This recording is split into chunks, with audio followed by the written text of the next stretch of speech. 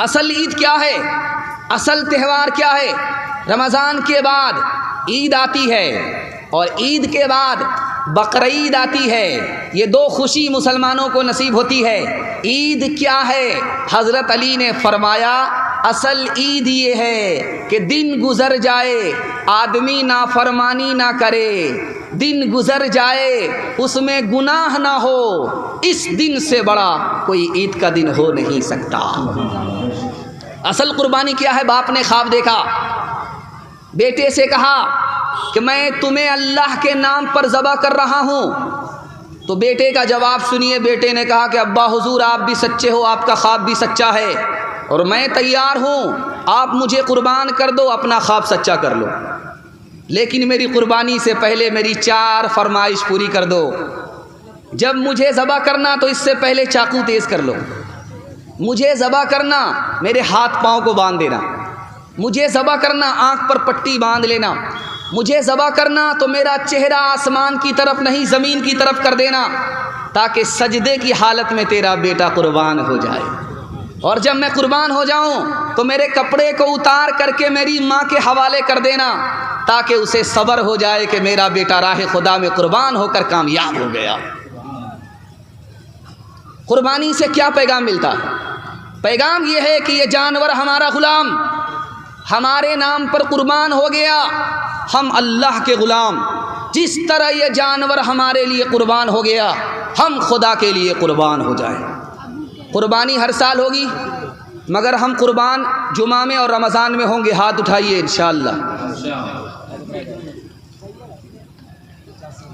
पेदर बोला के बेटा आज मैंने ख्वाब देखा है, किताबे ज़िंदगी का एक निराला बाब देखा है। ये देखा है कि मैं खुद आप तुझको ज़ब्ह करता हूँ, खुदा के नाम पर तेरे लहू में हाथ भरता हूँ। कहाँ फर्जंद ने बाप इस्माइल साबिर है, खुदा के हुक्म पर बंदा पे तामील हाजिर है। मगर आँखों में अपनी आप पट्टी बांध लीजिएगा, मेरे हाथों में और पैरों में रस्सी बांध दीजिएगा। मशीयत का मगर दरिया रहमत जोश में आया कि इस्माइल का एक रोंगटा कटने नहीं पाया। ये तात और कुर्बानी, ये तात और कुर्बानी हुई मंजूर यज़दानी के जन्नत से ये भेड़ा आ गया है बहर कुर्बानी। बहुत अच्छा जलसा, 3 मिनट का पैगाम आपकी खिदमत में लेकर के आ रहा हूँ। इब्राहीम अलैहिस्सलाम 5 इम्तिहान से गुज़र रहे हैं। वो 5 इम्तिहान क्या है? 3 मिनट का पैगाम है। जोश के साथ सुनने के लिए तैयार हैं? हाथ उठा दीजिए इंशाअल्लाह। बहुत खूबसूरत जलसा। आप आधा थके हुए हैं और आधा ताज़ा हैं, लेकिन दिल से दुआ करता हूँ अल्लाह आपके ईमान को ताज़ा रखे। ध्यान से सुनिएगा। पहला इम्तिहान, बाप ने कहा कि बेटा अगर इस्लाम नहीं छोड़ोगे घर से बाहर निकाल देंगे। उसके बाद दूसरा इम्तिहान शुरू हुआ। कौम ने कहा अगर ईमान नहीं छोड़ोगे तो आग पर जिंदा जला देंगे। तीसरा इम्तिहान हुआ। बादशाह ने कहा अगर इस्लाम नहीं छोड़ोगे तो मुल्क से बाहर निकाल देंगे। सबके जवाब में हज़रत इब्राहीम ने कहा कि मैं अपना वतन तो छोड़ सकता हूँ, मैं अपनी जान तो दे सकता हूँ, मैं अपना घर तो छेड़ सकता हूँ, लेकिन इस्लाम का सौदा नहीं कर सकता, इस्लाम को छोड़ नहीं सकता। अब देखिए इम्तिहान, 35 साल की उम्र में शादी हुई, 80 साल की उम्र में बेटा हुआ, 80 साल की उम्र में बेटा हुआ है, 35 साल की उम्र में शादी है, दुआ मांग रहे बेटा नहीं, 80 साल की उम्र में बेटा हुआ। जैसे ही बेटा पैदा हुआ अल्लाह की तरफ से फरमान हुआ, इस बेटे को जुदा करो, इस बेटे से जुदा हो जाओ, बेटे को साथ नहीं रख सकते, बेटे से जुदा हो जाओ, बेटे को जुदा कर दो, बेटे से जुदा हो जाओ, बेटे को जुदा कर दो, बेटे को साथ रख नहीं सकते, बेटे को जुदा कर दिया। उसके बाद वही बेटा जब 13 साल की उम्र का हुआ तो कहा गया अब उस बेटे को खुदा के नाम पर कुर्बान कर दो। उस बेटे की गर्दन पर चाकू चलाकर इम्तिहान से कामयाब हो गए। बकरी चरा रहे थे, एक अजनबी गुजरा, सुभान जिल मुल्की वल मलकूत, मचल गए आशिक़े खुदा के खुदा की तारीफ सुनकर के मचल गए। रोक लिया, को अजनबी क्या पढ़ रहे थे? का खुदा की तारीफ कर रहे थे। का दोबारा पढ़ो। का एक मरतबा फ्री में पढ़ा, दोबारा फ्री में नहीं पढ़ूंगा। क्या लेना चाहते हो? का तुम बकरी वाले हो, आधी बकरी दोगे तब दोबारा इस दुआ को पढ़ूंगा। तैयार हो गए। अरे अल्लाह का बंदा, ये बकरी भी खुदा की, तू भी खुदा का, मैं भी खुदा का, उसी के नाम पर ये बकरी दे रहा हूँ, दोबारा पढ़ो। आधी बकरी चली गई। फिर कहा कि तीसरी बार पढ़ो। का आधी बकरी देनी पड़ेगी जो बची हुई है। का मैं इसके लिए तैयार हूँ। तीसरी बार पढ़ी, बाकी बकरी चली गई। उसके बाद कहा कि चौथी बार पढ़ो। का अब तुम्हारे पास देने को कुछ नहीं है। का देने को बहुत कुछ है, बकरी दे दिया है, चरवाहा नहीं दिया है। इस बार पढ़ो, मैं तुम्हारी बकरी का चरवाहा बन जाऊंगा। मतलब के लिए दोस्ती होगी, मतलब के लिए दुश्मनी होगी। हाथ उठाइए इंशाअल्लाह। ये देखिए, मैं खो के तेरी राह में सब दौलत दुनिया, सब दौलत दुनिया, मैं खो के तेरी राह में सब दौलत दुनिया, सब दौलत दुनिया, मैं खो के तेरी राह में, मैं खो के तेरी राह में सब दौलत दुनिया, खुश हूँ भी के कुछ इससे सिवा मेरे लिए है, सिवा मेरे लिए है। तौहीद तो ये है कि, तौहीद तो ये है कि खुदा हश्र में कह दे, ये बंदा दो आलम से खफा मेरे लिए है, खफा मेरे लिए है। मस्जिद का जलसा, मस्जिद के हवाले से पैगाम बड़ी तेज़ी के साथ लेकर के आ रहा हूँ। आपकी पेशानी चमक रही है, दिल खुश हो गया कि आप बेदार हो गए, सुनने के लिए तैयार हो गए। अल्लाह मस्जिद के लिए हम सबको कबूल फरमाए, मस्जिद की बरकत से महरूम ना फरमाए। सुनने के लिए तैयार हैं? जोश के साथ हाथ उठाइए। आपका देर से हाथ उठ रहा है, आधा थक चुके हैं और आधा आप जिंदा हैं। अल्लाह आपको ज़िंदा रखे, दुआ तक आपको आबाद रखे। ध्यान से सुनिएगा। गुजरात में सोमनाथ है, किसी ज़माने में वहाँ मंदिर था। मंदिर ही के बराबर में छोटी सी मस्जिद थी। मंदिर तो आबाद था, मस्जिद वीरान थी, आज़ान भी नहीं, नमाज भी नहीं। तो एक गैर मुस्लिम नेता थे, उनका नाम था मुरारजी भाई देसाई। उन्होंने मुसलमानों से खिताब किया, मुसलमानों तुम्हारी मस्जिद वीरान है, मुझे अच्छा नहीं लगता। गैर मुस्लिम कह रहा है, मुसलमान की मस्जिद वीरान है, कि तुम्हारी मस्जिद वीरान है, मंदिर आबाद है, मुझे अच्छा नहीं लगता। तुम मुझे एक मौज़िन दो, जेब से पैसा मैं दूंगा। तुम मुझे एक इमाम दो, जेब से पैसा मैं दूंगा। सिंध के फाते का नाम था मोहम्मद बिन कासिम। अपने ख़जाने में उन्होंने 3 रुपये रखे 100 में। किसके लिए? मस्जिद के लिए नहीं, नई मस्जिद के लिए नहीं, पुरानी मस्जिद के लिए नहीं, बल्कि मंदिर के लिए रखा कि इस मुल्क में मैं मुसलमान बादशाह हूँ और मेरी हुकूमत में हिंदू भी है, मुसलमान भी है।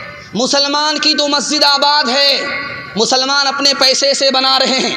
लेकिन गैर मुस्लिम के पास, गरीबों के पास मंदिर नहीं है। अपने ख़जाने में मुसलमान बादशाह 100 में 3 रुपये रखता है कि हर हिंदू को ये आज़ादी है, मुसलमान राजा की हुकूमत में वो नया मंदिर तामीर कर सकता है, पुराने मंदिर की मरम्मत कर सकता है। आज लाल किला जाइए आप, एक छोटी सी मस्जिद है, उसका नाम है मोती मस्जिद, आज भी मौजूद है। 1600 ईस्वी पुरानी मस्जिद आज भी मौजूद है। लाल किले के अंदर वो मस्जिद मौजूद है। उस मस्जिद में कौन नमाज पढ़ते थे?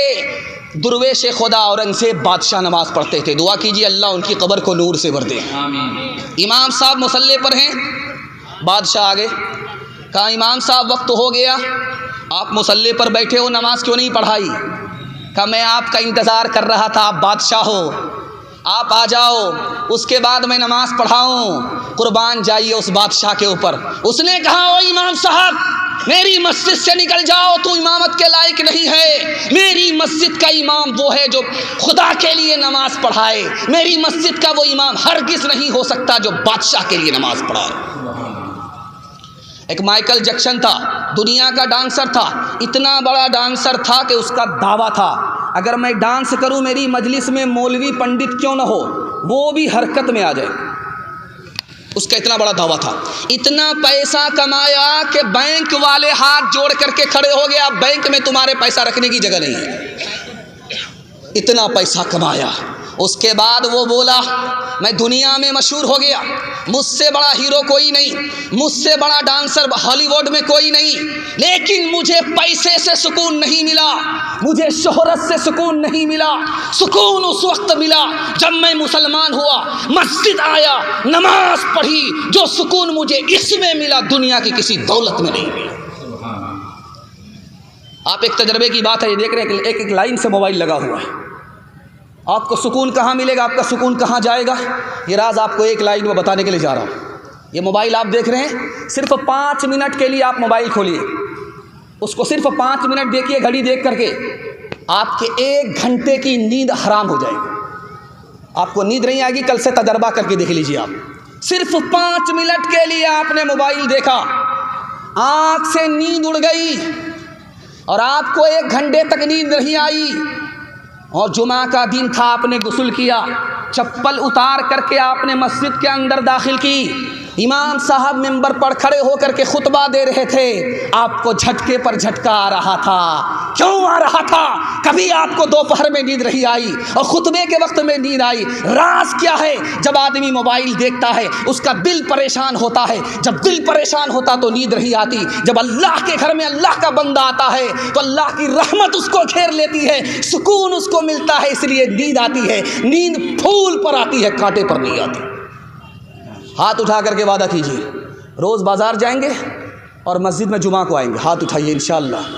ये देखिए, जाग ऐ उम्मती शाह दुनिया बोदी, जाग ऐ उम्मती शाह दुनिया बोदी, तेरे सोने का वक्त बाकी नहीं।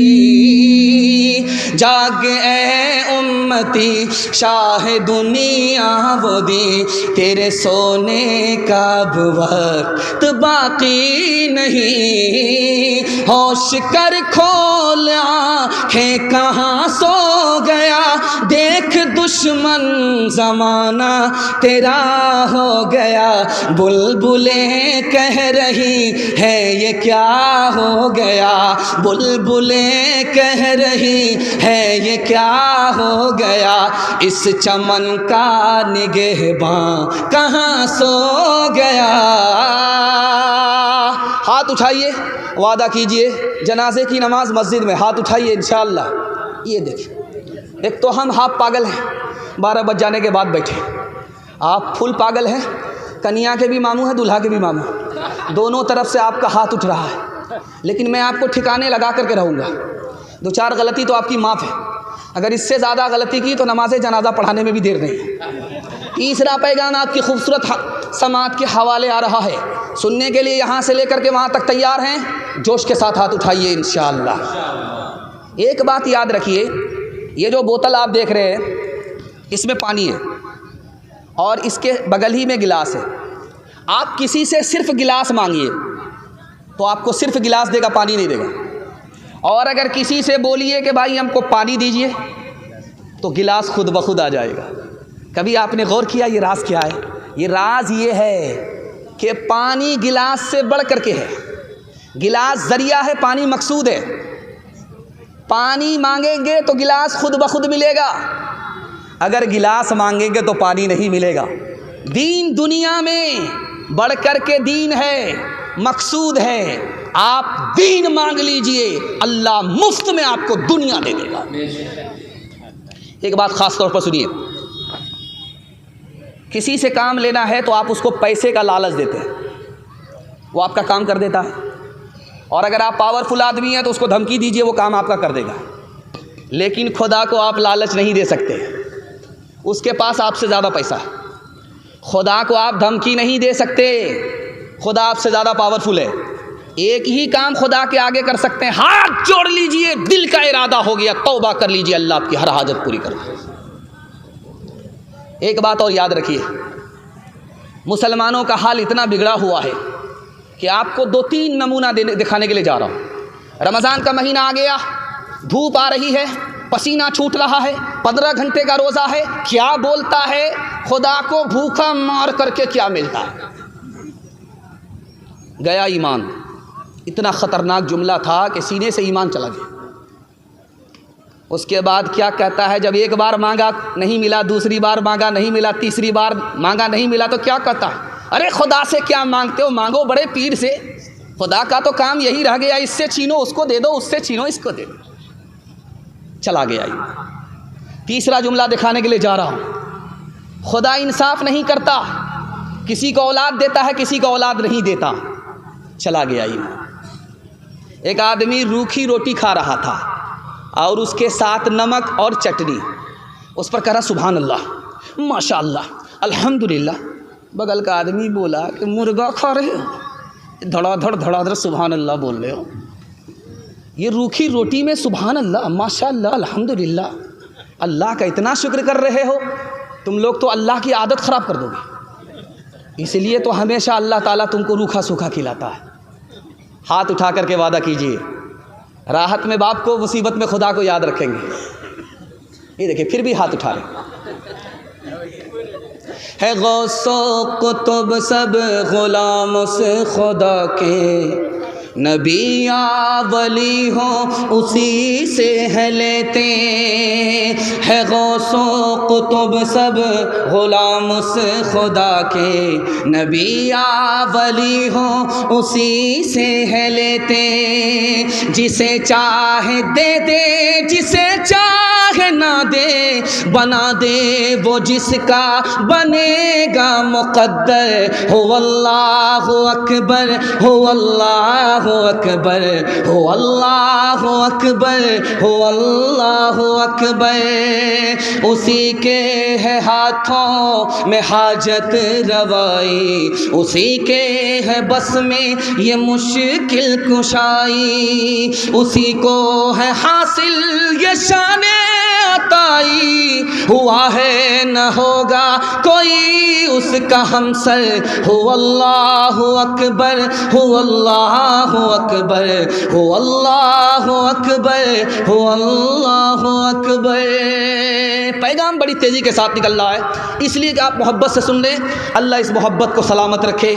चौथा पैगाम कुरान के हवाले से आपकी खिदमत में आ रहा है, सुनने के लिए तैयार हैं? जोश के साथ हाथ उठाइए इंशाअल्लाह। माशाअल्लाह, घबराना नहीं है, दायां बायां हो चलेगा। मैं भी आपकी जगह होता, सवाल होता, मैं भी फंस जाता। ध्यान से इधर सुनिए, बड़ा खूबसूरत जलसा हो रहा है। मैं तो आपको गारंटी के साथ कह सकता हूँ कि ये जलसा दियालपुर से, मगेली से अच्छा हो रहा है। मगेली में क्या है, तुम चलो मैं आ रहा हूँ तुम्हारे पीछे, तुमको ज़्यादा देर तक बैठने नहीं दूंगा, ये होता था। लेकिन आप इत्मीनान से बैठे हैं, लोग आपको इत्मीनान से सुना रहे हैं। अल्लाह इस जलसे को कबूल फरमाए, इसकी बरकत से उन जलसों को भी कबूल फरमाए। ध्यान से सुनिएगा, सुनाने के लिए जा रहा हूँ।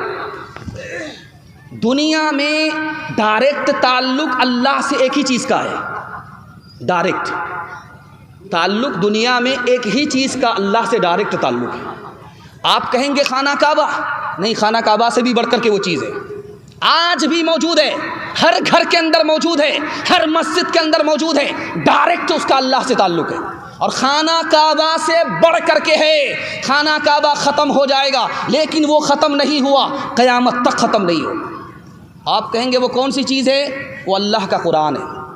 अल्लाह का कुरान खाना काबा से भी बढ़ करके है। खाना काबा मखलूक है और कुरान अल्लाह की सिफत है। जैसे अल्लाह बाकी, उसी तरह अल्लाह का कलाम बाकी।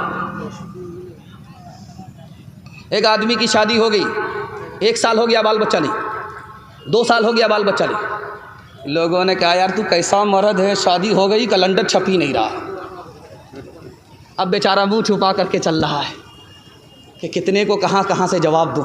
कबूलियत की घड़ी घूम रही थी, हाथ उठा करके दुआ मांगा, मेरे परवरदिगार कितने लोगों से मुंह छुपाता फिरूं, बेटा ना दो सही एक बेटी ही दे दो। वादा करता हूं जब उसकी शादी होगी उसको रुखसत करूंगा, दुनिया की हर दौलत दे करके भेजूं। कबूलियत की घड़ी घूम रही थी, अल्लाह ने बेटी दे दिया। जब वो बेटी जवान हुई, शादी का वक्त आया, उसकी जेब में फूटी कौड़ी नहीं।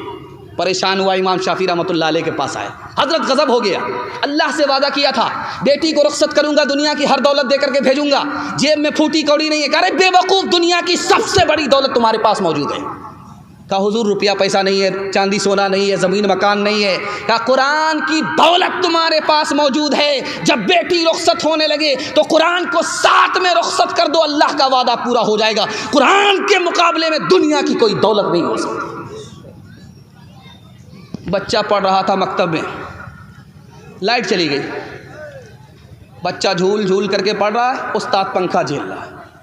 क्या मज़ा आ रहा भाई, बच्चा झूल झूल करके पढ़ रहा, उसको मज़ा आ रहा है। उस्ताद को पंखा झेलने में मज़ा आ रहा। घूम करके उधर जा रहा है, बच्चा को पंखा की हवा देते हुए, फिर इधर आ रहा है।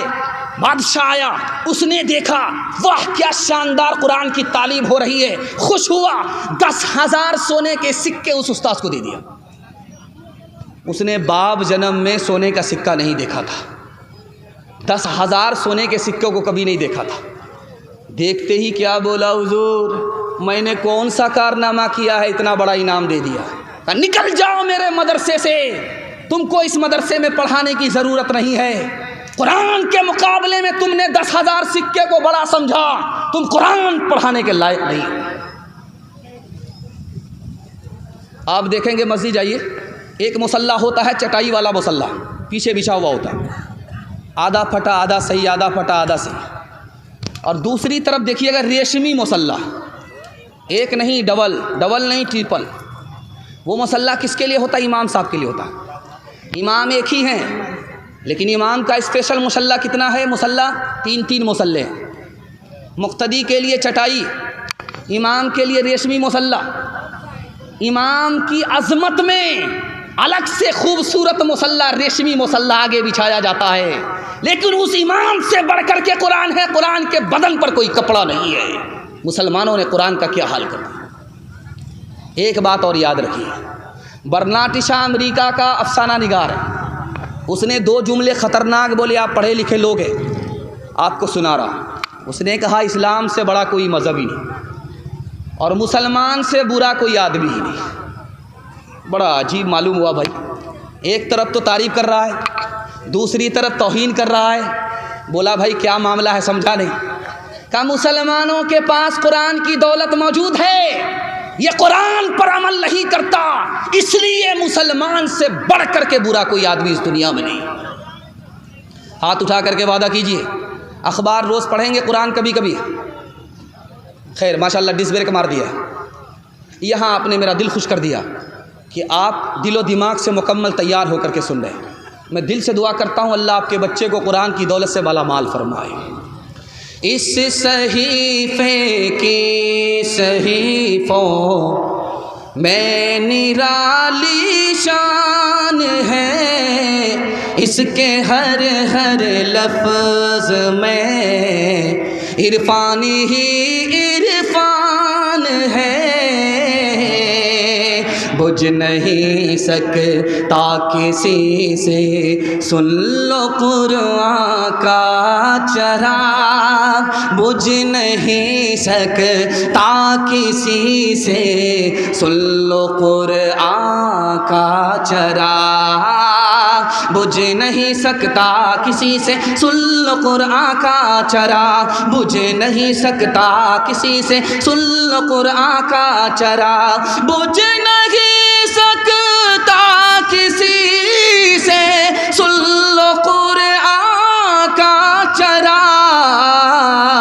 आंधियों तुम आज़मा लो सामने मैदान है, आंधियों तुम आज़मा लो सामने मैदान है। सीरत के हवाले से 5वां पैगाम, आधा से ज़्यादा जलसा निकल चुका, थोड़ा सा जलसा बाकी है। हाथी पास हो चुका है, दुम फंसी हुई है, इंशाअल्लाह एक झटके में पास हो जाएगी। कौम का बच्चा मदरसे में, अपना बच्चा स्कूल में होगा, हाथ उठाइए इंशाअल्लाह। यहाँ आकर के फंसे, कुछ लोग पेशानी तक ला करके खुजला रहे, ये खुजली नहीं है, ये गड़बड़ किया है। ध्यान से सुनिएगा, चौथा पैगाम बड़ी तेज़ी के साथ आ रहा है और निकल जाएगा। ये जो जिस वक्त आप बैठे हैं, ये जन्नती लोगों का वक्त है। इस वक्त में वो जाग करके अल्लाह से दुआ करते हैं। अल्लामा इकबाल इसी वक्त जागा करते थे और जाग करके अल्लाह से क्या कहते थे, आपको सुन करके हैरत है। मेरे परवरदिगार, मेरा हिसाब मत लेना, अगर हिसाब लेना तो नबी के सामने मत लेना। नबी अगर मेरे गुनाह को देखेंगे, नबी का सर नीचा हो जाएगा। मैं अपने नबी के सर को नीचा नहीं देखना चाहता। ये कबूलियत की घड़ी है। इस वक्त में शाह अब्दुल कादिर जिलानी जाग रहे और अल्लाह से दुआ करते, मेरे परवरदिगार मेरा हिसाब लेना तो मुझे अंधा कर देना, मेरा जब हिसाब लेना तो मुझे अंधा कर देना, ताकि मैं अपनी आँख से नबी को देख करके अपने गुनाह पर शर्मिंदा होता हुआ ना देखूं। मुझे अंधा खड़ा कर देना, ये मुझे मंजूर है, नबी को मेरे सामने शर्मिंदा मत करो। तीसरे नमूने को आप ज़रा ध्यान से सुनिएगा। ये चैनल वाले हैं, जानते हैं, इसका राज सुनाने के लिए जा रहा हूँ। ये जितने सारे चैनल वाले हैं, ये समंदर में गोता लगाने वाले लोग हैं। मोती मिल गया, काम बन गया। इनकी किसी एक वीडियो वायरल हो गई, इनका मुकद्दर संवर गया। ये इतने सारे चैनल वाले आपके सामने जो नज़र आ रहे हैं, इनका मुकद्दर बन जाता है। इनके लिए भी आप दुआ कीजिए, चूँकि ये हमारी आवाज़ को पूरी दुनिया में पहुँचाते हैं। अल्लाह इनको मुकद्दर का सिकंदर बनाए। ध्यान से सुनिएगा, दिल्ली की जामा मस्जिद है और करीम होटल आपने देखा है, करीम होटल आपने देखा है, उसी गेट पर एक भिखारी बैठा हुआ है। अंग्रेज़ आ रहा था जामा मस्जिद को देखने के लिए, उसका बटुआ गिर गया। उसने उसको पकड़ा और उस अंग्रेज़ को ढूंढना शुरू किया। 4 महीने गुजर गए, वो नज़र नहीं आया। जब उसके बाद वो नज़र आया, उस अंग्रेज़ से कहा कि आपका बटुआ गिर गया था, मैं आपको दे रहा हूँ। उस अंग्रेज़ ने कहा, तुम बहुत बड़े बेवकूफ़ हो, ये बटुआ अगर रख लेते तो तुमको ज़िंदगी भर भीख मांगने की नौबत नहीं पड़ती। इस बटुए में इतना पैसा था कि 17 नस्ल तर जाती। उस अंग्रेज़ ने पूछा उस फ़कीर से कि तुम इतने बड़े भिखारी होने के बावजूद मेरा बटुआ क्यों वापस कर रहे हो, इसकी वजह तो बता दो। उसने कहा कि मैं नबी का उम्मती हूँ, तुम हज़रत ईसा के उम्मती हो, तुम्हारा बटुआ अगर वापस नहीं करता तो अल्लाह की अदालत में तुम्हारा मुकदमा हमारे ख़िलाफ़ होता। तुम्हारे नबी के सामने, हमारे नबी के सामने जब ये साबित होता कि ये भिखारी चोर था, तो मेरे नबी का सर झुक जाता। मैं अपने नबी के सर को झुकता हुआ नहीं देख सकता। एक काला आदमी देखेंगे, उसके होंठ बहुत मोटे होते, होंठ बहुत मोटे होंगे और उसके बाल बड़े कर्रे होते, सीधे नहीं होते। और जिसका बच्चा ज़्यादा काला होता, उसकी माँ ज़्यादा साबुन लगाती, 72 मरतबा साबुन लगाती है, किसी तरह ये कालिया गोरा हो जाए। लेकिन वो साबुन तो काला हो जाता है, लेकिन वो कालिया गोरा नहीं होता। लेकिन कुर्बान जाइए उस माँ के ऊपर, वो उस काले को भी चांद से बढ़कर के समझती है। काले सहाबी थे, आईना लेकर के, कंघी लेकर के बाल को सीधा करने लगे कि नबी का जो सर था, बीच में मांग थी, दाईं तरफ का बाल दाईं तरफ, बाईं तरफ के बाल बाईं तरफ, बीच में मांग निकालते थे। उन्होंने किताब में पढ़ा था, सुना था, और अब उन्होंने सोचा, नबी के सर को देखा था, उन्होंने सोचा कि हम बीच में मांग निकालते हैं। अब पसीना छूट गया, बाल कर रहे थे, सीधे नहीं हुए, मांग नहीं निकली। बीवी ने कहा कि कौन से काम में पड़े हो, तुम्हारे बाल कर रहे हैं, मांग कभी नहीं निकलेगी। गुस्सा आया, लोहे की सलाख चूल्हे में डाला, जब वो सुर्ख हो गई टोपी हटा करके सर पर रख लिया, ले अब कैसे मांग नहीं निकलती। बाल भी जल गए, खाल भी जल गई, जख्म लग गया। बीवी ने कहा ये कौन सा काम दूसरा कर दिया, ज़ख्म लगा दिया। उस आशिक़ रसूल का जवाब सुनिए, अल्लाह ऐसा इश्क़ रसूल से हम सबको अता फरमाए। उस आशिक़ ने कहा कि जब तक ज़ख्म है तब तक गम है, खुशी इस बात की है कि आज के बाद मेरा सर नबी के सर से मिल गया। आपको चैलेंज करता हूँ मैं, अपने बिहार फुलडोबी से आप चलिए पंजाब तक, किसी भी पंजाबी को आप ऐसा नहीं देखेंगे कि दाढ़ी ना हो, पगड़ी ना हो। दिखाइए आप, दाढ़ी रखेगा ज़रूर, पगड़ी रखेगा ज़रूर। क्यों? सब कुछ छोड़ देगा लेकिन दीन धर्म को नहीं छोड़ेगा। और सरदार की तादाद हमसे कम है, लेकिन सरदार को इज्जत मिली है, हम जलील हो रहे हैं। क्यों? हमने नबी के दीन को लात से मारा, अल्लाह ने हमें जलील और खार कर दिया। उन्होंने दीन धर्म को दांत से पकड़ा, अल्लाह ने इज्जत की चोटी पर पहुंचा दिया। एक खूबसूरत बात याद रखिए, हमेशा हमेशा ज़िंदगी भर ये आपको काम आए। हमारा मुर्दा जब कब्र में दफन होता है तो कैसे दफन होता है? हम उसको चित नहीं लेटाते, करवट लेटाते, इधर की जो पीठ है उसको दीवार से सटा देते। अगर आपने चित लेटाया गुनाह होगा, जिन लोगों ने लिटाया उनको ज़्यादा गुनाह होगा। मुर्दे को कब्र में किस तरह लिटाना है? चित नहीं लेटाना है, बल्कि करवट लिटाना है, और पीछे की जो पीठ है उसको दीवार से सटा देना। ऐसा क्यों करते हैं? ताकि चेहरा किबले की तरफ हो जाए, मुकम्मल चेहरा किबले की तरफ हो जाए, इसलिए ऐसा करते हैं। एक कफन चोर पकड़ा गया, उससे इब्ने रजब हम्बली ने पूछा, बेटे ये बताओ, मैं तुमको पुलिस के हवाले नहीं करूँगा, लेकिन एक राज बताओ, जब तुम कब्र खोदते थे, कफन को खींचते थे, तो मुर्दे का चेहरा किधर होता था? किबले की तरफ होता था कि नहीं? तो उसने कहा, मैं कसम खा करके कहता हूँ, 100 में सिर्फ 80 मुर्दा, 100 में सिर्फ 10 मुर्दे का चेहरा किबले की तरफ होता था, 100 में सिर्फ 20 मुर्दे का चेहरा किबले की तरफ होता था, 80 मुर्दे का चेहरा किबले की तरफ नहीं होता था। वो आए कि तो गज़ब हो गया। हर मुसलमान अपने मुर्दे को किबले की तरफ लेटाता है, उसका चेहरा किबले की तरफ कर देता है। बात क्या हुई कि मुर्दा अंदर गया, उसका चेहरा किबले की तरफ नहीं। इमाम औज़ाई रहमतुल्लाह अलैह से पूछा, हुजूर राज क्या है? तो जवाब दिया कि उन लोगों का चेहरा किबले की तरफ नहीं था जो ज़िंदगी भर नबी की सुन्नत से मुंह मोड़ते थे। अल्लाह ने मरने के बाद किबले से मुंह मोड़ दिया। हाथ उठा करके वादा कीजिए, बुढ़ापे में दाढ़ी रखेंगे, हाथ उठाइए इंशाअल्लाह, बिल्कुल सही जा रहा है। शादी के बाद दाढ़ी रखेंगे, हाथ उठाइए इंशाअल्लाह। ये देखिए, ये वो लोग हाथ उठा रहे हैं जिनको दाढ़ी है, तो वो कौन सी दाढ़ी रखेंगे? और वो लोग हाथ नहीं उठा रहे हैं जिनको दाढ़ी है। मैं हाथ जोड़ करके आपसे कहता हूँ, दाढ़ी नहीं रखते हैं इसको गुनाह समझते रहिए, आपका ईमान सलामत रहेगा। लेकिन अगर दाढ़ी नहीं रखते हैं, दाढ़ी का मजाक उड़ाते हैं, आपका ईमान चला जाएगा। हाथ उठा करके मुझको वादा दीजिए कि दाढ़ी की तौहीन नहीं करेंगे, इसको गुनाह समझेंगे। हाथ उठाइए इंशाअल्लाह। हाजियों आओ, शहंशाह का रोज़ा देखो, काबा तो देख चुके, काबे का काबा देखो। हाजियों आओ, आबे ज़मज़म तो पिया खूब बुझाई प्यासे, आबे ज़मज़म तो पिया खूब बुझाई प्यासे।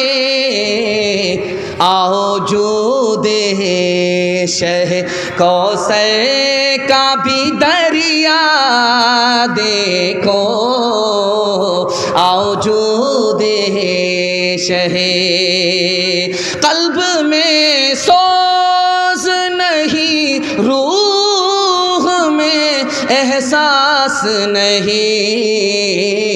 कुछ भी पैगाम मोहम्मद का तुम्हें पास नहीं, कुछ भी पैगाम।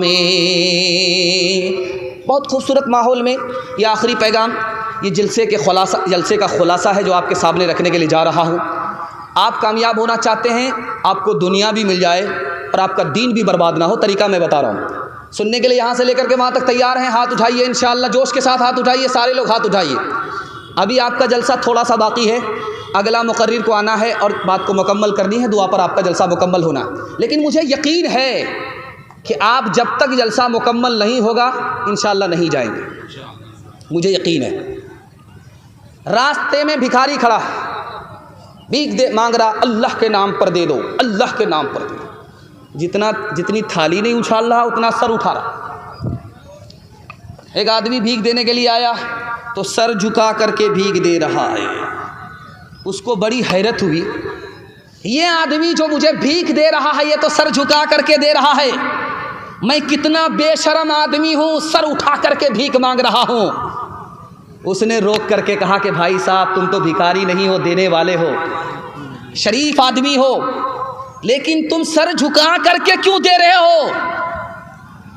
भिखारी तो मैं हूं, मुझको सर झुका करके मांगना चाहिए। उसका जवाब क्या है? हिंदी शायर है वो, मुसलमान नहीं है, सुनाने के लिए जा रहा हूं। उसने क्या जवाब दिया? अरे भाई, मेरी जेब में जो पैसा है ये अल्लाह का दिया हुआ है, ये मेरा पैसा नहीं है। जेब में जो पैसा आया खुदा ने दिया और तुम्हें उस पैसे के लिए अल्लाह ने रास्ते पर खड़ा किया और मेरे दिल में ये बात डाली कि इस गरीब की मदद कर दो। मैंने सर झुका करके तुम्हें भीख इसलिए दिया है, काम तो उस खुदा का है, मुफ्त में मेरा नाम हो रहा है, इसलिए सर झुका करके भीख दे रहा। यहाँ पर हिंदू मुसलमान भाईचारा के हवाले से ये पैगाम चल रहा है, इसको बहुत ध्यान से सुनिएगा, ये पूरे जलसे का खुलासा। राम जी को वनवास हो रहा है, माँ कोने में रो रही है कि मेरे चांद का टुकड़ा महल को छोड़ करके 14 साल के लिए जंगल में कैसे रहेगा, शेर है, भालू है, पता नहीं जान कहाँ होगी, ईमान कहाँ होगा।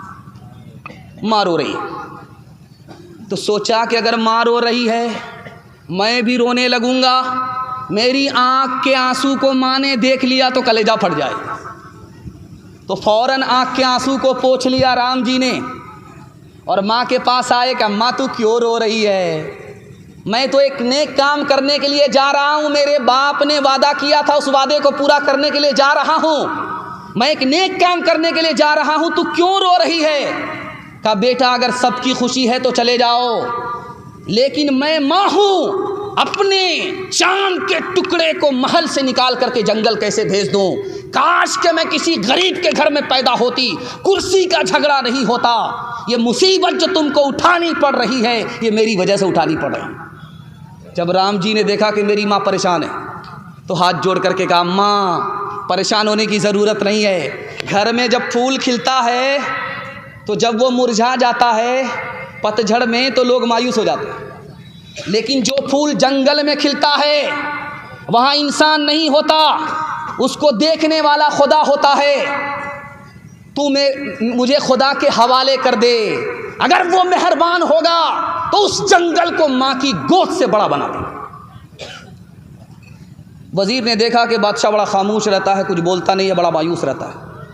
उस बादशाह का नाम था गोपी चंद, बहुत बड़ा बादशाह था, गोपी चंद नाम था उसका। वजीर ने कहा मायूस क्यों हैं? इतनी बड़ी दुनिया है, आपको खाने पीने की क्या कमी है? सब कुछ अल्लाह ने आपको दे रखा है, आप क्यों मायूस रहते हो? कहा मायूस होने की वजह यह है जब भी ये ख्याल आता है कि ये ज़िंदगी है, इसको ख़त्म करने वाला मौत का ऊँट मेरे दरवाजे पर बंधा हुआ है तो मैं मायूस हो जाता हूँ। उस मौत को याद करके मैं ज़िंदगी में मुतमईन कैसे हो सकता हूँ? एक बादशाही गुजरा है इसी हिंदू मुत्तहिदा हिंदुस्तान का, कितना नेक बादशाह था, उसका नाम था राजा जनक। राजा जनक का हाल ये था कि दस्तरखान भी है, मालो दौलत भी है, दुनियादारी भी है, लेकिन दिल में खौफ खुदा भी है। एक जवान से कहा कि इसके सर पर दूध का कटोरा रखो, इसको पूरी बस्ती में घुमाओ। और जवान से कहा कि दूध का एक कतरा जैसे ही गिरा तुम्हारी गर्दन उड़ा दी जाएगी। जब वो जवान शहर का चक्कर काट करके आया, उससे बादशाह राजा जनक ने पूछा कि तुमने शहर में क्या देखा? कहा हुजूर कुछ नहीं देखा, मौत का खौफ सवार था, मुझे कुछ नज़र नहीं आया। कहा एक दिन में तुम्हारा ये हाल हुआ, मेरा हाल रोज़ाना गद्दी पर बैठ करके ऐसा ही रहा करता है। एक बात जो मेरे पैगाम का माहसल है वो मैं सुना रहा हूँ, उस पर पैगाम को ख़त्म कर रहा हूँ।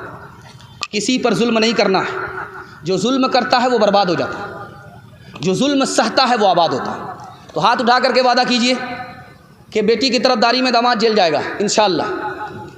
खैर माशाअल्लाह पूरा डिस्क ब्रेक मारा। अल्लाह आपको खुश रखे। आप मुकम्मल ध्यान से सुन रहे हैं और इतना ध्यान से सुन रहे हैं कि ऐसा महसूस हो रहा है कि अभी जलसा शुरू हो रहा है। एक बादशाह था, रात दिन लोगों पर जुल्म ढाता था। कभी इसका घर उजाड़ता था, खुश होता था, मजाक उड़ाता था। कभी उसका घर उजाड़ता था, खुश होता था, मजाक उड़ाता था। एक दिन अचानक क्या हुआ, चुपके से बैठ गया, रोने लगा। वजीर ने पूछा कि क्या हुआ? 100 चूहा खा के बिल्ली हज को चली। अब क्यों रोते हो? बड़ा हंसते थे, अब क्यों रोते हो? कहा यार मैं जंगल में गया था शिकार करने के लिए, तो देखा कि गीदड़ आगे भाग रहा है, कुत्ता उसके पीछे है। कुत्ते ने गीदड़ की टांग तोड़ दी। अभी थोड़ी ही देर हुई थी, एक बच्चा पत्थर घुमा रहा था, वो पत्थर मंजनीक से छूट करके उस कुत्ते के सर पर लगा। अभी थोड़ी ही देर हुई थी, जिस कुत्ते को बच्चे ने पत्थर मारा, उस बच्चे की टांग घोड़े ने लात मार करके तोड़ दी। अभी थोड़ी ही देर हुई थी, जिस घोड़े ने बच्ची के टांग तोड़ी, वो खुद रस्सी से उलझ गया, खुद उसकी टांग टूट गई। मुझे समझ में आ गया, हर बुरे का नतीजा इस दुनिया में जल्दी ही मिल जाता है। हाथ उठा करके वादा कीजिए, माफ़ करेंगे, बदला नहीं लेंगे। हाथ उठाइए इंशाअल्लाह। घर का झगड़ा अदालत में जाएगा, हाथ उठाइए इंशाअल्लाह। हाँ, यहाँ आकर के 2-4 फंसे। मैंने कहा मूरत वाले, भोली भाली सूरत वाले, राम और सीता 6 पैसे में, कृष्ण और राधा 6 पैसे में, लक्ष्मण सस्ता शिव जी सस्ता, रावण क्यों है इतना महंगा, बोला उसकी मांग बड़ी है, घर घर मूरत यही पड़ी है, सीताराम का गया जमाना, सच को दुनिया ने ना माना, सच को दुनिया ने ना माना, रावण का है राज जगत में, हर कोई है मोहताज जगत में, पाप की नैया तैर रही है, सांच की कश्ती डूब रही है, पाप की नैया तैर रही है, सांच की कश्ती डूब रही है, इंसानों के इंसान दुश्मन, राम गए और रह गए रावण। हिंदू मुसलमान भाईचारा के हवाले से आखिरी पैगाम बहुत खूबसूरत जल्दी में लेकर के आ रहा हूँ। आप लोग सुनने के लिए तैयार हैं, बड़ा खुशगवार माहौल है। आपकी इजाज़त ही होगी और जलसा सिर्फ 2-3 पैगाम के लिए मेरा बाकी रह गया है। औरतों को पैगाम दूंगा, जवान को पैगाम दूंगा, मेरे हिस्से का जलसा मुकम्मल हो जाएगा। सुनने के लिए तैयार है? 10 मिनट के लिए हाथ उठाइए इंशाअल्लाह। ध्यान से सुनिएगा। अक़वाम मुत्तहिदा की रिपोर्ट है कि दुनिया में 150 करोड़ लोग जाहिल हैं और सबसे बड़ा जो जाहिल मुल्क है वो हिंदुस्तान है। इस मुल्क में 62% मर्द जाहिल हैं, 72% औरत जाहिल। जो मुल्क इल्म में आगे नहीं होता वो तरक्की में सबसे पीछे होता, तरक्की में आगे नहीं होता। इसलिए मैं आपको हाथ जोड़ करके कहता हूँ, आपको जो बच्चे को अच्छा खाना खिला रहे हैं ये बच्चा भूल जाएगा, याद नहीं रखेगा। बच्चे को जो अच्छा कपड़ा अमरदीप में ख़रीद करके आप दे रहे हैं ये भूल जाएगा। बच्चे के लिए आज जो आप मंजिल पर मंजिल, बिल्डिंग पर बिल्डिंग बना रहे हैं बच्चा इस एहसान को भूल जाएगा, याद नहीं रखेगा। और तजर्बे की बात है, मेरी दाढ़ी कच्ची है, मेरी उम्र नहीं है, तजर्बा की किताब में लिखा बता रहा हूँ। आप एक एहसान कर दीजिए बच्चे के ऊपर, वो ज़िंदगी भर याद रखेगा। आप जाहिल हैं, कोई फ़र्क नहीं पड़ता, बच्चे को पढ़ा लिखा दीजिए, ज़िंदगी भर एहसान को याद रखें। हमारे यहाँ का हाल देखिए क्या है, दिखाने के लिए जा रहा हूँ, आईना दिखा रहा हूँ। उल्लू अगर बोले किसी के मकान पर तो क्या कहते हैं, ये घर उजड़ जाता है। किसी के घर में मकड़ी का जाला है तो क्या कहते हैं कि इस घर में कर्ज होगा। मुर्गा अगर शाम के वक्त में बांग दे तो कहते हैं कि इसको जल्दी से हलाल करो, ये बहुत बड़ी मुसीबत है। बिल्ली ने अगर रास्ता काट दिया तो डिस्क ब्रेक मार करके 20 बार इधर थूक रहा, 20 बार उधर थूक रहा।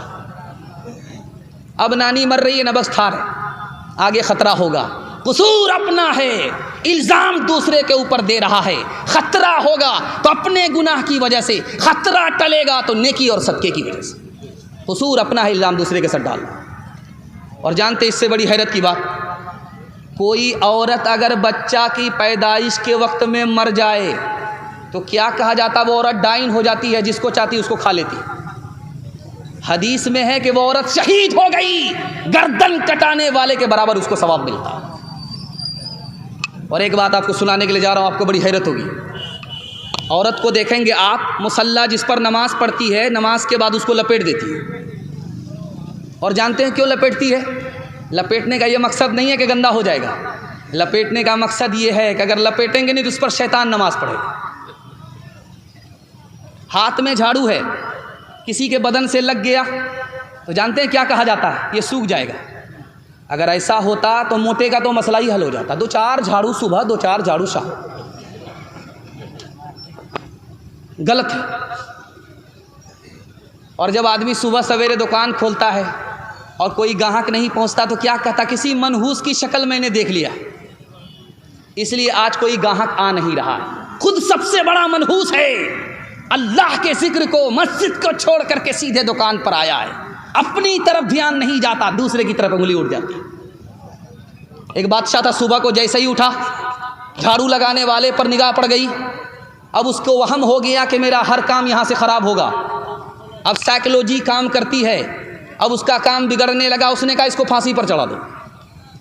अब वो बेचारा गरीब हाथ जोड़ करके खड़ा हो गया, भाई मेरा क्या कसूर है, मुझको फांसी पर चढ़ा रहे हो? कहा तुम्हारा कसूर ये है कि तुम मनहूस हो, तुम्हारी शक्ल बादशाह ने देखा, काम खराब हो गया। तो उस गरीब ने जवाब दिया कि मुझसे बड़ा मनहूस तो बादशाह है, बादशाह ने मुझे देखा, उसका काम बिगड़ा, जान तो बची हुई है, और मैंने बादशाह की शक्ल देखी, मेरी जान जा रही है, मुझको सूली पर चढ़ाया जा रहा है। अब इंसाफ करो कि मनहूस तुम हो या मैं। बुरा जो देखन में चला, बुरा न मिलिया कोई, बुरा जो देखन में चला, बुरा न मिलिया कोई, जो दिल खोजा अपना, जो दिल खोजा अपना, मुझसे बुरा न कोई, मुझसे बुरा न कोई। लकड़ी जल कोयला भई, कोयला जल भयो राख, मैं पापिन ऐसी जली, मैं पापिन ऐसी जली, कोयला भई न राख, कोयला भई न राख। पैगाम ख़त्म हो गया, जवानों के हवाले से पैगाम आ रहा है। मैं जिस मेज़बान के साथ आ रहा था उसने कहा मैंने मुहिम चला रखी है, हमारे गांव में शराब पीने का बहुत ज़्यादा रिवाज हो गया, जवान बिगड़ रहे हैं, घर घर इसका रिवाज हो रहा है।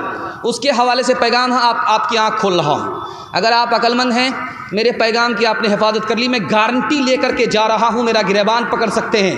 आपको 1 साल में 10 साल के बराबर तरक्की होगी। दारू छोड़ करके आप दिखाइए, हाथ उठा करके वादा कीजिए दारू नहीं पिएंगे। हमारे जवान लोग हाथ उठाइए, इंशाअल्लाह न दारू पिएंगे न किसी को पिलाएंगे। हाथ उठाइए इंशाअल्लाह, कोई पिलाए तो छोड़ेंगे नहीं, हाथ उठाइए इंशाअल्लाह।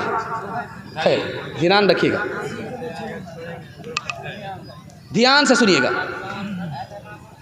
एक सहाबी आए, या रसूल अल्लाह, मुझे डॉक्टर ने कहा है कि दारू नहीं पियोगे तुम्हारा इलाज नहीं होगा, अब आप बताइए कि मैं क्या करूं, डॉक्टर की बात मानूं, जान बचाऊं? अल्लाह के रसूल ने कहा कि जिस डॉक्टर ने बताया कि दारू इलाज है वो गलत बोल रहा है। दारू बीमारी है, वो बीमारी को बढ़ाएगी, इलाज नहीं होगा। एक औरत आशिक हो गई जवान के ऊपर, दरवाज़ा खोला, बंद कर दिया। उस जवान से कहा कि दरवाज़ा खुलेगा तुम्हारी जान बचेगी, 3 काम में तुम्हें एक काम करना पड़ेगा, 3 गुनाह में 1 गुनाह करना पड़ेगा। सूअर का गोश्त खाना पड़ेगा, शराब पीनी पड़ेगी, मुझसे जिना करना पड़ेगा। 3 काम में 1 काम करोगे तभी तुम्हारी छुट्टी है, तुम्हारी जान बचेगी। उस जवान ने सोचा सूअर खाऊंगा, ये मेरा दिल नहीं चाहता, जिना करूंगा, बहुत बड़ा गुनाह है, सबसे छोटा गुनाह दारू है, 1 गिलास पी लेता हूँ, छुट्टी है।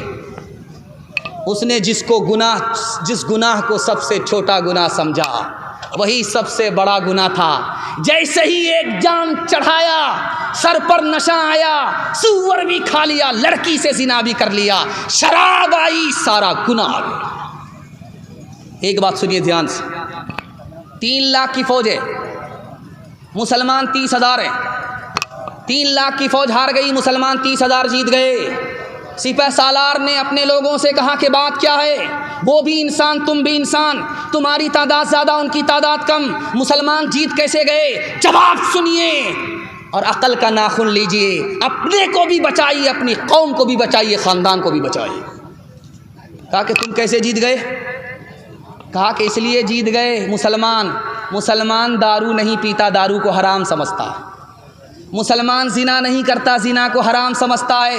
रात में जागता है अल्लाह की इबादत के लिए, दिन को रोज़ा रखता है। दुनिया की कोई ताकत मुसलमान को शिकस्त नहीं दे सकती। एक तजर्बे की बात सुनिए, आपके घर में कच्चा अंडा है, कच्चा अंडा तोड़िए, गिलास में डालिए, आप शराब की गिलास में डालिए, शराब के गिलास में। वो जो कच्चा अंडा है जिसको आपने तोड़ा, वो ऐसे टाइट हो जाएगा जैसे उबला हुआ अंडा। अब गौर कीजिए कि गिलास की गिलास शराब जो अंदर जाएगी, अतड़ी का क्या हाल होगा।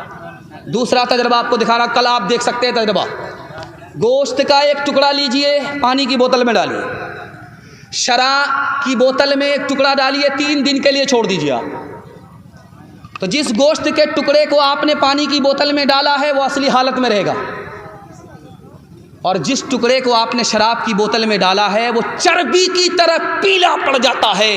गौर कीजिए कि शराब के बाद अतड़ी का क्या हाल होता है। आप किसान आदमी हैं, अभी धान आने वाला है, मकई से आप निकले हैं धान करने वाले। अल्लाह करे कि आपको बारिश मिले और धान की खेती अच्छी हो। मदरसे से वादा करें चंदा ना दे, हाथ उठाइए इंशाअल्लाह, खैर माशाअल्लाह। तो उसमें देखेंगे आप स्प्रे करते लोग, अथवा बथुआ को जलाने के लिए, भस्म करने के लिए स्प्रे करते हैं। तो वो जो पीठ पर मशीन होती है उसमें दवाई पानी में घोल करके स्प्रे करते हैं। 99 बूंद उसमें पानी की डालिए आप, सिर्फ 1 बूंद शराब की डालिए, 10 दिन फूल पर स्प्रे कीजिए, वो मुरझा जाएगा। जब गिलास की गिलास शराब अंदर जाएगी, अंदर के फूल का क्या हाल होगा। मैं हाथ जोड़ करके आपसे कहता हूं, 1 साल आप दारू छोड़िए, 10 साल के बराबर अल्लाह आपको तरक्की देगा। दुनिया पीछे होगी, आपको कोई पीछे नहीं कर सकता। एक जवान दारू की बोतल लेकर के पास हो रहा था, हजरत उमर ने रोका, कमर में कोड़ा बांधे हुए थे। कहा ओ जवान रुक जाओ, दारू की बोतल दबा करके किधर जा रहा है। जवान की नब्ज़ ठार हो गई, पेशाब रुक गया। तो उमर ने देख लिया इतने कोड़े पड़ेंगे कि जनाजा ही उठ जाएगा। दिल में खुदा से कहता है कि मेरे परवरदिगार, आज इज्जत आबरू तू ही बचा सकता है।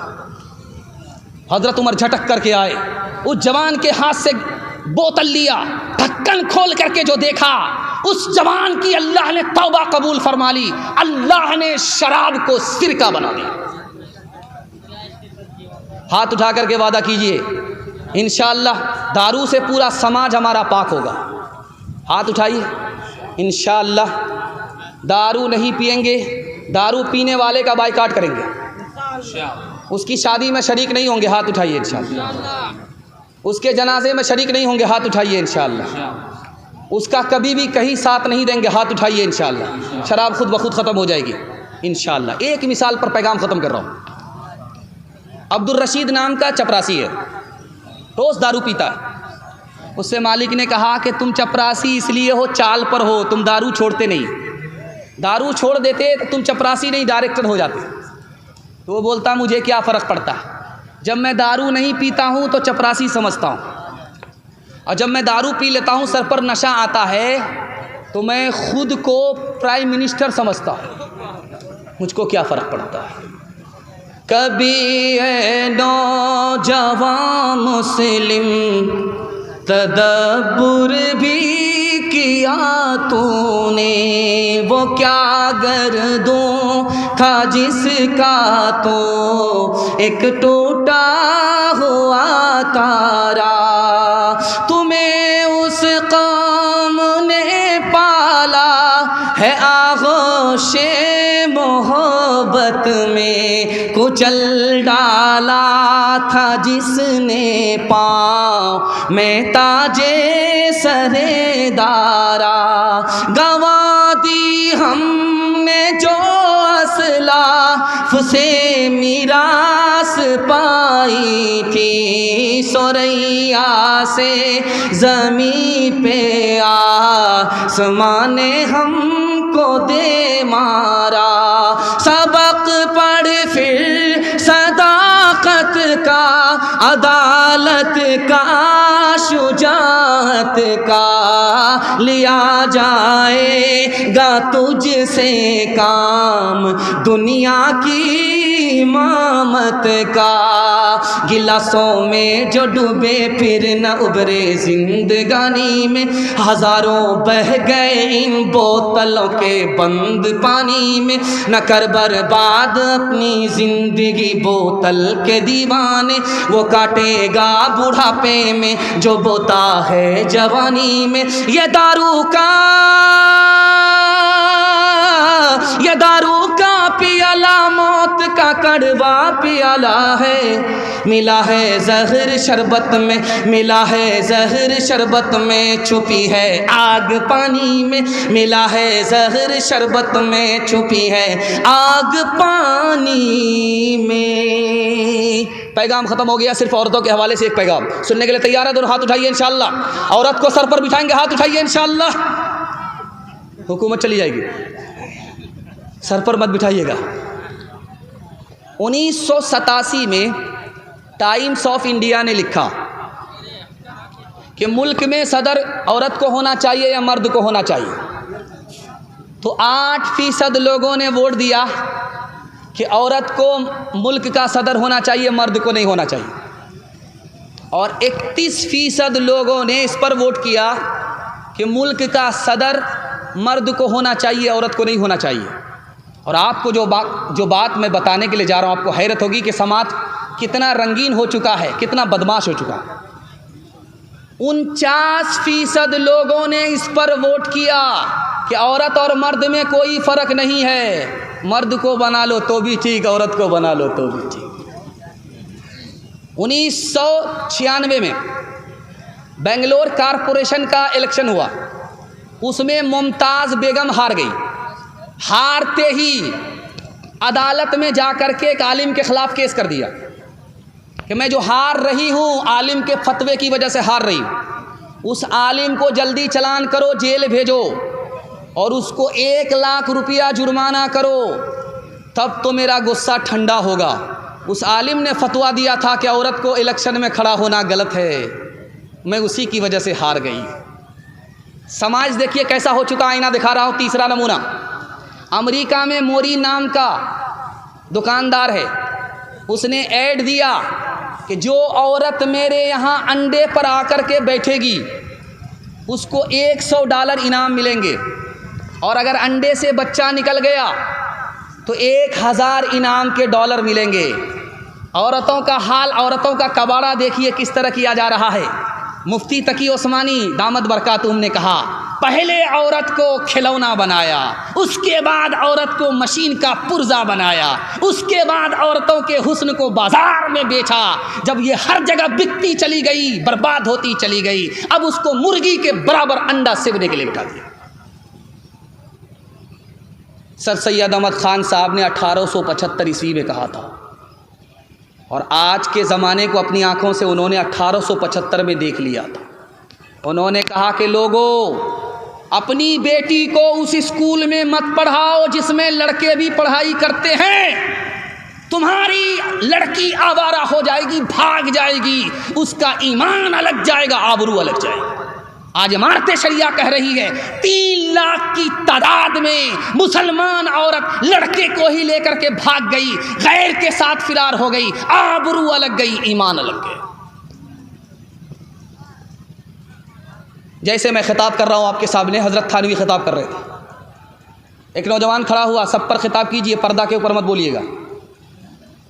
जो मुकर्रिर पर्दा के ऊपर बोलता हमको गुस्सा बहुत आता है। आप लोग पर्दा पर्दा करते रहते, कौन से कुरान में पर्दा है, कौन सी हदीस में पर्दा है। हजरत ने खामोशी इख्तियार फरमा करके कहा कि बेटा ये बताओ, 10 का नोट जो ऊपर की जेब में रखते हो, 200 का नोट बीच की जेब में रखते हो, ये 2000 का नोट अंडरवियर की जेब में जो रखते हो, ये कौन सी हदीस में है, कौन से कुरान में? नोट की हिफाजत करते हो, औरत की हिफाजत नहीं करते। याद रखो, नोट जाएगी वापिस आएगी, औरत की आबरू जाएगी कभी वापिस नहीं आएगी। एक आदमी अपनी बीवी से कहता है कि जब घर से निकलना दुपट्टे के साथ मत निकलना, बुरके के साथ मत निकलना, मुझे बुरका पसंद नहीं है, दुपट्टा पसंद नहीं। अब उसकी औरत बुरके के बगैर जा रही है, दुपट्टे के बराबर निकल रही है। 1 महीना हुआ, 2 महीना हुआ, किसी से नाजायज़ ताल्लुक़ हो गया, फिरार हो गई, भाग गई। अब वो सर पकड़ करके पुलिस स्टेशन में रो रहा है, रिपोर्ट लिखा रहा है। अकबर इलाहाबादी ने कहा, क्या रिपोर्ट लिखा रहा था? आप इस फरियाद को सुनेंगे तो खून के आंसू रोएंगे। वो क्या लिखा रहा था? मेरा तो ये भी गया, मेरी तो वो भी गई, मेरा तो ये भी गया, मेरी तो वो भी गई। हाथ उठा करके मैं आपसे वादा करता हूँ, आप अपनी औरत को पर्दे के साथ लेकर के जाइए, लेकर के आइए। हुकूमत ना सही, लेकिन औरत हमारे हाथ में रहेगी। अगर आपने अकेला छोड़ दिया, हुकूमत तो गई और औरत भी हाथ से चली जाएगी। हाथ उठा करके वादा कीजिए, औरत को अकेला नहीं छोड़ेंगे। बिल्कुल सही जा रहा, हाथ उठाइए इंशाअल्लाह। बहन से ज़्यादा साली पर मेहरबान होंगे, हाथ उठाइए इंशाअल्लाह। जिस्म पर लिबास की कमी अजीब लगती है, मुझे अमीर बाप की बेटी गरीब लगती है। जिससे आंचल भी नहीं सर का संभाला जाता, उससे क्या खाक तेरे घर की हिफाजत होगी। क्या गुजरी एक पर्दा के मुखालिफ रो रो के पुलिस से कहते थे, क्या गुजरी एक पर्दा के मुखालिफ रो रो के पुलिस से कहते थे, क्या गुजरी एक पर्दा के मुखालिफ रो रो के पुलिस से कहते थे। औरत भी गई, जेवर भी गया, दौलत भी गई, इज्जत भी गई।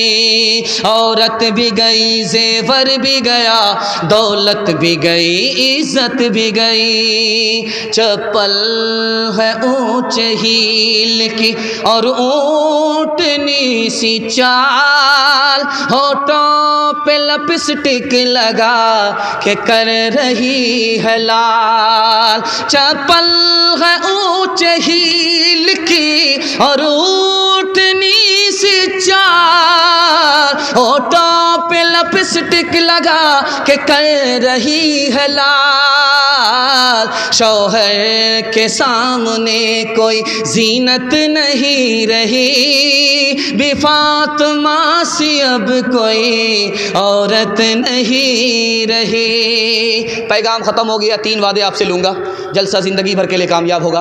हाथ उठा करके वादा कीजिए, अल्लाह की इबादत करेंगे इंशाअल्लाह, रसूलुल्लाह की इताअत करेंगे इंशाअल्लाह, मखलूक की खिदमत करेंगे इंशाअल्लाह।